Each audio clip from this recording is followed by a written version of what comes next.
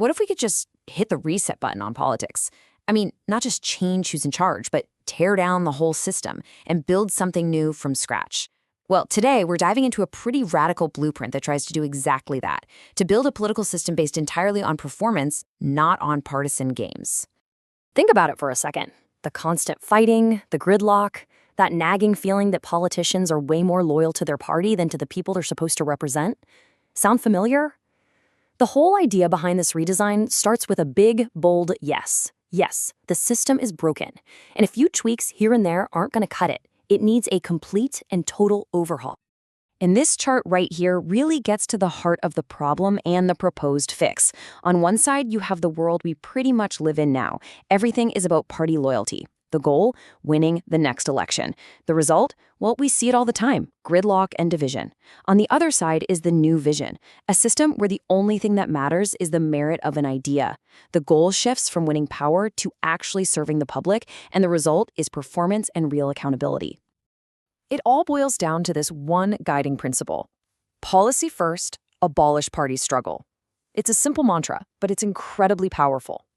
The goal is to make good policy the absolute center of gravity in politics, basically sucking all the air out of the room for pointless partisan fights. Okay, so how on earth would this actually work in the real world? The first huge piece of this redesign is something the source material calls the policy supermarket. And believe me, this is where things get really different for parties and candidates. Get this, political parties as we know them, they're gone. They're no longer giant machines built to win elections. Instead, they become these highly specialized think tanks. Their one and only job is to do the hard work, the deep research, and come up with the best possible policy ideas, whether it's for the economy, healthcare, or the environment. So if you're a candidate, what does your life look like? Well, you don't join a party. You go shopping. You walk down the aisles of this policy supermarket, and you browse the ideas from all the different think tanks. You might grab an economic plan from think tank A, a healthcare proposal from think tank B, and maybe an education policy from think tank C to build your own unique platform.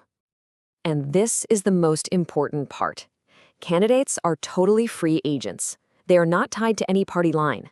If they look at all the policies on the shelf and think, I can do better, they are completely free to come up with their own original ideas.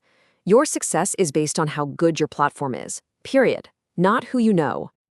All right, a system based on good ideas is fantastic, but we all know what corrupts even the best intentions, right? Money. And that brings us to the second pillar of this blueprint, a complete rewiring of how political finance works. Here it is. The one simple rule that changes the entire game. You can no longer just write a check to a candidate or a party. In this system, every single dollar you donate has to be earmarked for a specific policy proposal. You aren't funding a person anymore. You are funding an idea. And where does that money go? This is crucial. It doesn't go into a campaign's bank account. It goes directly into a secure, independent trust. This immediately builds a firewall between the money and the politicians themselves. It's designed to cut off corruption right at the source. So let's break down how this pipeline actually works. Your donation is locked to one policy. The trust only releases that money in stages as that policy actually hits its pre-agreed performance goals. And if the policy fails or the politician gives up on it, all the leftover money goes right back into a central public fund. This ties money directly to results, not just promises. So we have a system for better ideas and a system for cleaner money. There's just one piece missing. We need a different kind of politician. This third pillar is all about creating a new standard of professionalism for anyone who wants to serve the public. The core idea here is actually pretty simple. If you want to be a lawmaker or a government official or even a staffer, you have to prove you actually know how to do the job. A professional admission requirement would be mandatory for everyone. Now, it's really important to understand what professional means here. It's not about being a PhD in economics or an expert on foreign policy.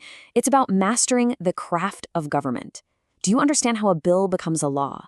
Do you know how administrative agencies work? It's all about proving you have the basic operational competence to do the job. So this creates a really clear path. If you want to be in politics, you have to pass standardized exams on the rules and procedures for the specific job you want. And this applies to everyone, even the staff. And to make sure everyone gets a fair shot, all the training is paid for by that central public fund we mentioned. And this is where the system gets its teeth. This isn't just a friendly suggestion, it's a hard and fast rule. If a candidate and their team don't have the right certifications, they're legally blocked from raising money or even getting their name on the ballot. Simple as that. It forces everyone to raise their game. So there you have it, the 3 pillars: a policy supermarket, a transparent money pipeline, and professional politicians. It all sounds pretty amazing on paper, right? But the real question is, could this thing actually work? How do you hold people accountable in the messy real world? Well, the model for accountability gets a complete upgrade. The old way is slow and, let's face it, pretty subjective. We vote every few years based on party loyalty and general feelings. The new way would be continuous and totally data-driven. A politician's performance isn't just judged on election day. It's tracked constantly against objective key performance indicators, or KPIs. And what makes all this possible is technology. Imagine a public, unchangeable database that tracks the KPIs for every single policy in real time for anyone to see. An AI system could help lawmakers model the potential outcomes of their ideas before they even propose them. And that same AI would give every single citizen a powerful tool to watch over the whole system.